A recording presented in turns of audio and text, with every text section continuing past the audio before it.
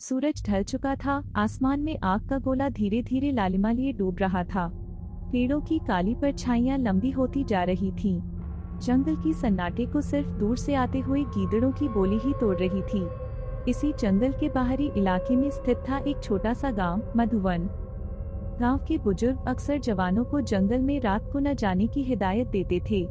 उनकी कहानियों के मुताबिक इस जंगल में रानी अवंतिका की आत्मा भटकती थी।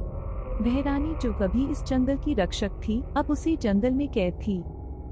रमेश, मधुवन का एक युवक, इन कहानियों को सिर्फ बचपन की डरावनी कहानियां मानता था।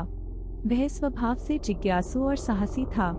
एक रात चांद की रोशनी जंगल को नहा रही थी। रमेश ने फैसला किया कि वह जंगल में जाकर खुद देखेगा कि भटकती आत्मा है या सिर्फ कहानी।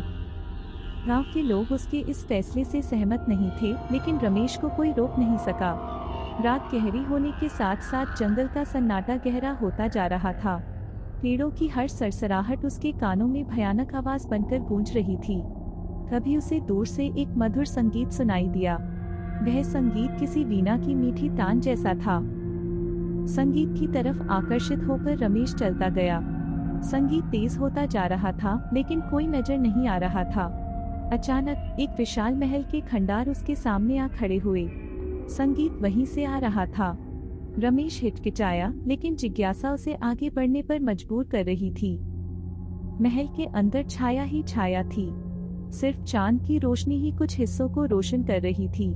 तभी एक कोने में उसे एक सफेद साड़ी पहनी एक खूबसूरत महिला दिखाई दी।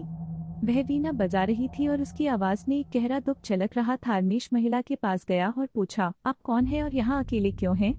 महिला ने वीणा बजाना बंद कर दिया और रमेश को गौर से देखा। उसकी आंखों में एक अथाह उदासी थी। वह बोली, मैं रानी अवंतिका हूँ, इस जंगल की रानी। रमेश चौंक गया। लेकिन भूत? रानी अवंतिका मुस्कुराई, एक उदास मुस्कान। कह सकते हैं, हाँ, मैं इस जंगल में कैद हूँ। उसने अपनी कहानी रमेश को सुनाई। वह एक दयालु और न्यायप्रिय रानी थी, लेकिन उसके ही सलाहकार ने उसके पति राजा वीर को धोखा देकर मरवा दिया और खुद राजा बन गया। रानी अवंतिका ने विद्रोह किया, लेकिन हार गई और जंगल में भाग गई। जंगल में ही उसका वध कर दिया गया। उसकी आत्मा को शांति नहीं मिली क्योंकि उसे न्याय नहीं मिला। वह उसी जंगल में भटकती रही जिसकी रक्षा करती थी। रमेश को रानी अवंतिका की कहानी सुनकर गहरा दुख हुआ। उसने रानी को वादा किया कि वह उसे शांति दिलाने में मदद करेगा। रमेश गांव लौटा और ग्राम प्रधान को सारी कहानी बताई। गांव के लोगों ने रानी अवंतिका के साथ हुए अन्याय को जानकर क्रोधित हो उठे। उन्होंने रानी की आत्मा को शांति दिलाने का फैसला किया।